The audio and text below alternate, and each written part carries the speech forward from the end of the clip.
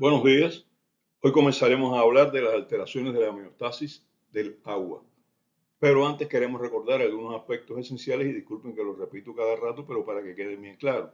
Osmolaridad es la concentración de solutos medibles en un litro de solución y se expresa en miliosmoles por litro y la fórmula para calcular la osmolaridad del plasma es 2 que multiplica a sodio más glucosa entre 18 dividida en 18 y urea dividida entre 6, porque el sodio, el cloro y la urea son los electrolitos más abundantes del plasma. ¿Y dónde está el cloro en la ecuación?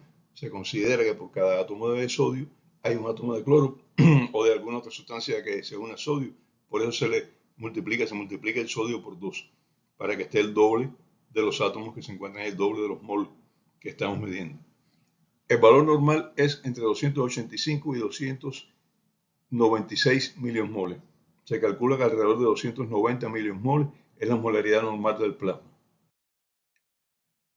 Tonicidad, que es otro concepto que tenemos que tener claro, es la comparación entre la osmolaridad plasmática normal y la encontrada en una solución. Esa solución puede ser también un plasma, puede ser el líquido de cualquier tipo. Bueno, si la solución tiene una osmolaridad parecida, muy cercana ahí a la del plasma, es decir, entre 285, 295, más o menos, cualquier valor de esto, se considera que es isotónica, o sea, es igual la osmolaridad a la osmolaridad del plasma. Si se encuentra diferente, pues ya será hipotónica si es por debajo de la osmolaridad o hipertónica si es superior a la osmolaridad. Ley de la isosmolaridad establece que a ambos lados de una membrana semipermeable, pues la osmolaridad debe ser la misma. ¿Por qué una membrana semipermeable? Porque es una membrana por la que puede pasar agua, pero que no pasan los solutos que están implicados en la osmolaridad. Por tanto, ejerce más fuerza aquel lugar donde hay más solutos y el agua pasa del que tiene menos solutos hacia el que tiene más solutos. Y entonces la fuerza esta de atracción que tiene una sustancia que está más concentrada sobre la otra para quitarle agua es lo que se conoce como tonicidad.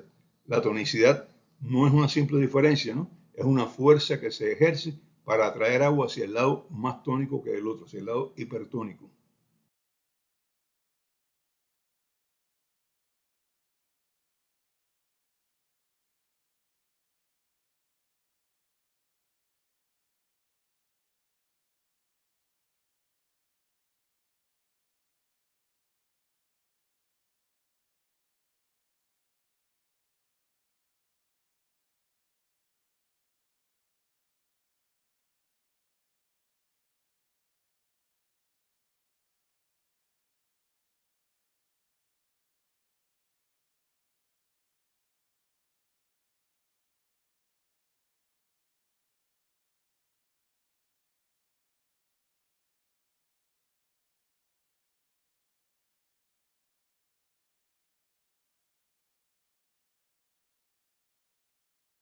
Si no he visto los dos programas anteriores, está un poco más extenso esto y con más detalles, bueno, les sugiero que los vea para repasar estos conceptos y otros conceptos también que son importantes.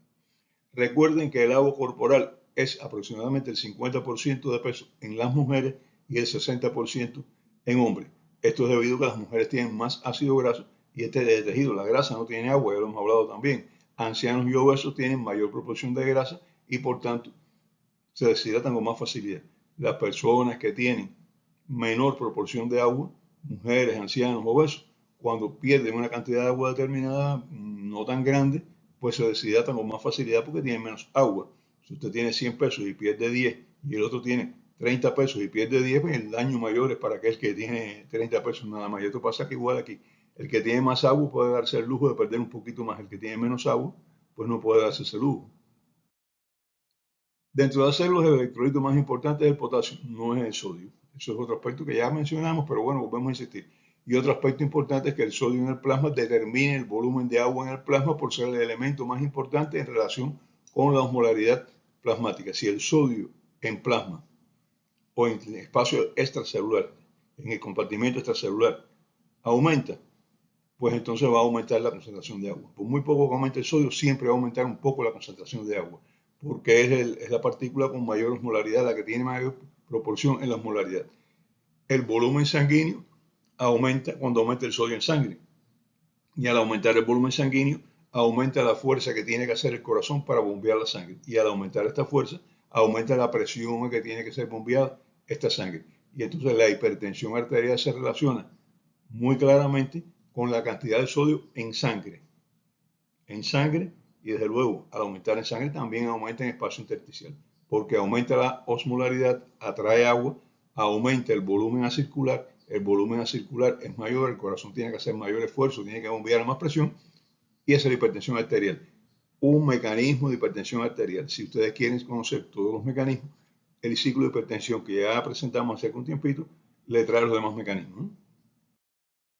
El agua se ingiere con los alimentos como parte de la composición de los alimentos o se bebe como agua solita. Y esto proporciona alrededor de 2.100 mililitros de agua por día. Además, como resultado de los procesos metabólicos en el cuerpo, pues se producen alrededor de 200 mililitros por día. Esto hace un total de 2.300 mililitros de agua que diariamente se incorporan al organismo. 2.100 por la vía oral y 200 como producto secundario del metabolismo celular. Se hace difícil hablar de alteraciones de homeostasis de agua sin hablar de la homeostasis del sodio. Por eso estamos mezclando tanto sodio y agua. El potasio no tiene tanta importancia en cuanto a la homeostasis del agua, pero vamos a ver que tiene importancia en otras cosas, ¿no? No se puede hablar de trastornos de balance de agua si no tenemos en cuenta la osmolaridad, la tonicidad y por tanto la concentración de sodio. Por eso sodio y agua están íntimamente relacionados y no podemos hablar de uno sin hablar del otro. Es como un matrimonio, ¿eh? Debemos tener en cuenta tres situaciones diferentes. Uno, cuando se pierde agua y electrolitos. Entonces, ¿qué ocurre? Disminuye el volumen de líquidos en el cuerpo.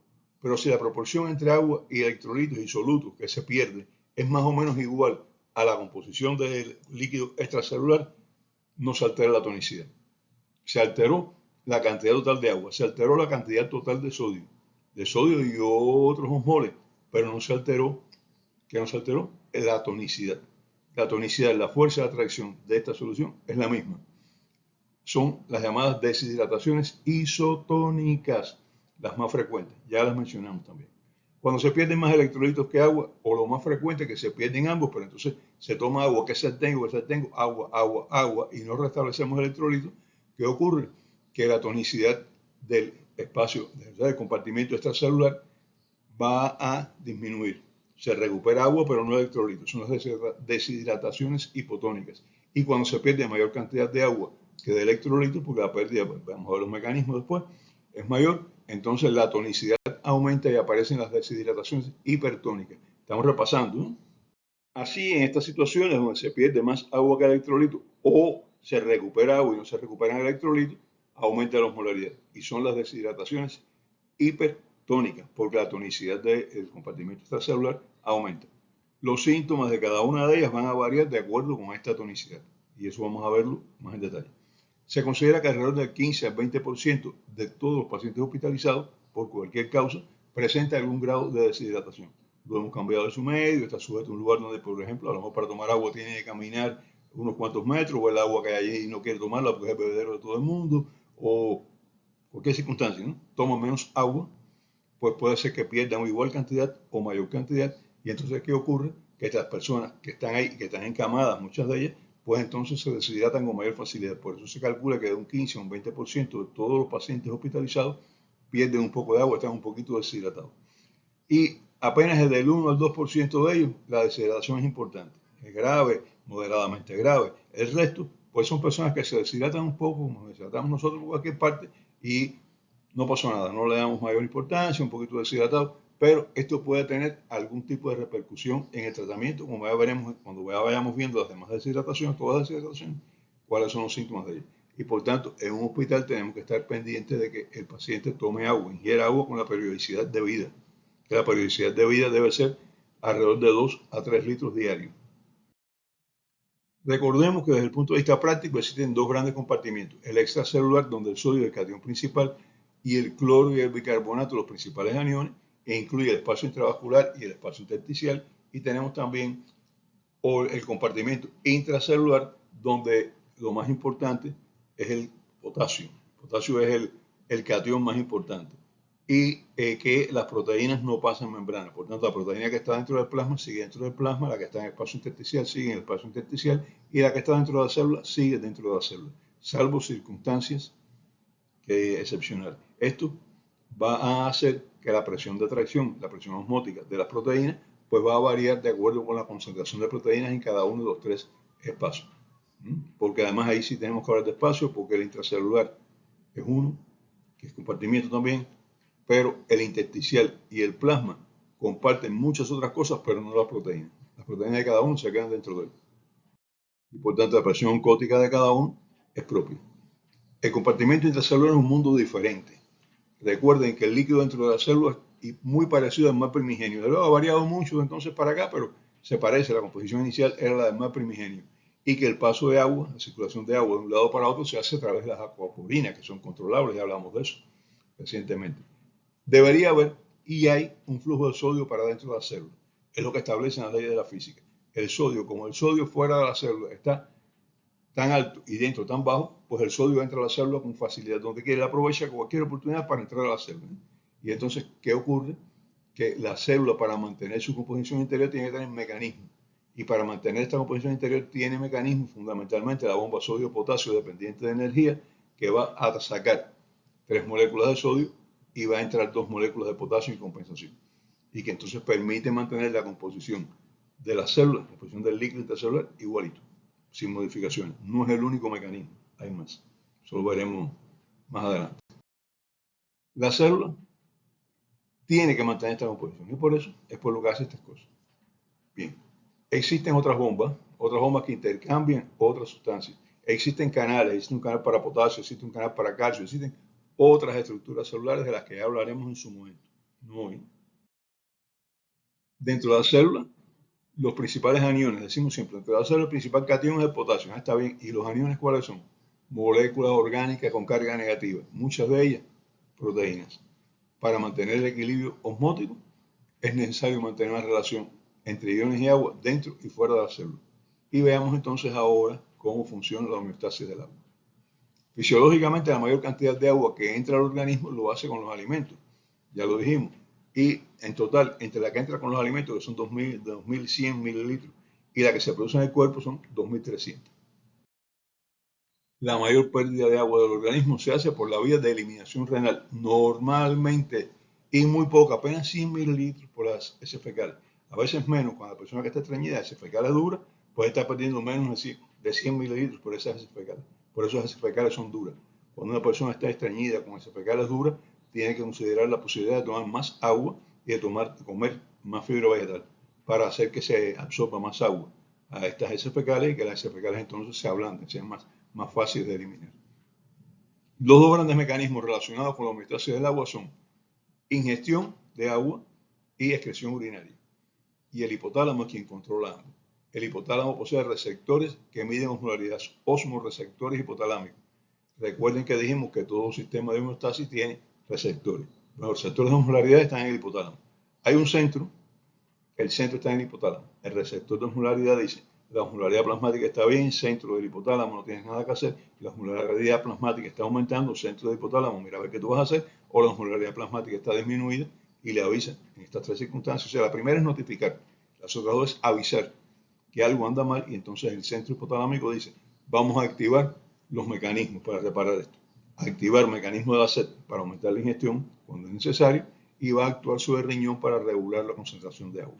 En cada una de las situaciones que vamos a analizar, recuerden, los dos grandes mecanismos son ingestión de agua, aumento de la sed, o de reducción de la sed cuando sea necesario, y retención de agua y sodio o eliminación de agua y sodio por los riñones cuando sea necesario también, según sea necesario en cada caso.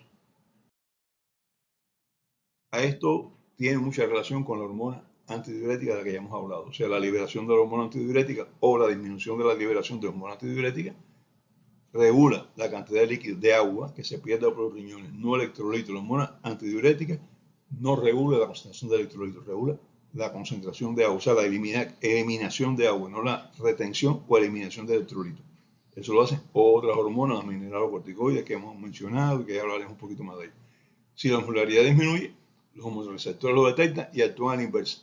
Reducen sensación de sed ordena a la hipófisis disminuir la liberación de hormonas antidiuréticas y así se pierde más agua por los riñones, se toma menos agua y se va a concentrar el compartimiento extracelular. Y ustedes dicen, bueno, si se perdió la cantidad de agua, bueno, ya hablaremos de eso, y no falta mucho para que hablemos de eso. Y eso es en cuanto hablemos de las volemias. Hasta ahora estamos hablando del balance, y el balance es este. La osmolaridad disminuyó, lo que interpreta el centro del hipotálamo es elimina agua, porque la osmolaridad disminuyó, y aguanta, no entres más agua al organismo. Por tanto, aguanta el mecanismo de ACET y aumenta el mecanismo de la liberación de hormonas antidiuréticas para excretar agua. O sea, disculpen. Disminuye la liberación de hormonas antidiuréticas para excretar agua. Si aumenta la liberación de hormonas antidiuréticas, lo que hace es, ¿qué cosa? Retener agua. Si hay un aumento o disminución del volumen del líquido circulante, eso se llama volemia, el líquido circulante en sangre. Entonces los receptores que se activan no son los receptores de osmolaridad, son receptores de volumen-presión, que están situados sobre todo en las carótidas. Entonces ellos reciben una información, que la información le dice, ha disminuido el volumen de sangre circulante. ¿Por qué? Porque la presión sobre estos receptores disminuye, son receptores sobre todo de presión, y al disminuir la presión dicen, hay menos volumen de sangre circulante. Ellos no saben si es que aumentó, se dilataron las arterias, y por eso aparece que disminuyó la relación continente-contenido, que vamos a hablar de eso posteriormente en las hipovolemias, o si es que realmente se perdió líquido. Ellos lo que saben es que la cantidad de volumen circulante en este momento disminuye en relación con el continente. El continente eso es el sistema circulatorio del vaso sanguíneo. Y entonces le avisa aquí, va a avisarle al hipotálamo. El centro está también en el hipotálamo. Y entonces el hipotálamo recibe la información de que ha disminuido el volumen circulante. Al recibir esta información que ha disminuido el volumen circulante, ¿qué va a hacer? La osmolaridad está igual, por eso no se activan los osmoreceptores, pero hay hipovolemia y activa los efectores. ¿Cuáles son los efectores? Están en el centro de ACET también y están también en la liberación de hormonas antidiuréticas. Fíjense qué mecanismos. Estos mecanismos, los centros están muy relacionados. Los centros que regulan la tonicidad del plasma. Según la osmolaridad del plasma se modifique, van a activar el centro de la ACET y entonces van a activar centros de liberación o retención de hormonas antidiuréticas. Según el volumen de sangre circulante disminuye, se van a activar. Lo que la vía de los receptores no es la misma. No son ahora los osmoreceptores, porque la osmolaridad plasmática es la misma, son los varoreceptores. Y entonces informan también, ¿y qué va a hacer? Lo mismo. Va a regular la ingestión de agua en alza o en baja, o sea, más agua si el volumen ha disminuido, menos agua si el volumen ha aumentado, y va a modificar la liberación de agua por los riñones con la secreción de hormonas antidiuréticas. Si se crea más hormonas antidiuréticas, aumentamos el volumen plasmático. Si se crea menos hormonas antidiuréticas, disminuye el volumen plasmático. Por tanto, la volemia, volumen de sangre circulante, y la osmolaridad plasmática están íntimamente relacionados en cuanto a los mecanismos efectores. Los centros son uno al lado del otro ahí, y los receptores son los que varían. Bueno, visto los mecanismos reguladores del agua, una síntesis que hicimos, un compendio, recordamos muchas cosas que ya habíamos hablado, pero otras un poquito nuevas. Vamos a pasar ya a hablar de las deshidrataciones propiamente. Pero eso, en el programa que viene, porque ya con este, bueno, se nos acabó el tiempo. ¿Está? Bueno, hasta el próximo programa.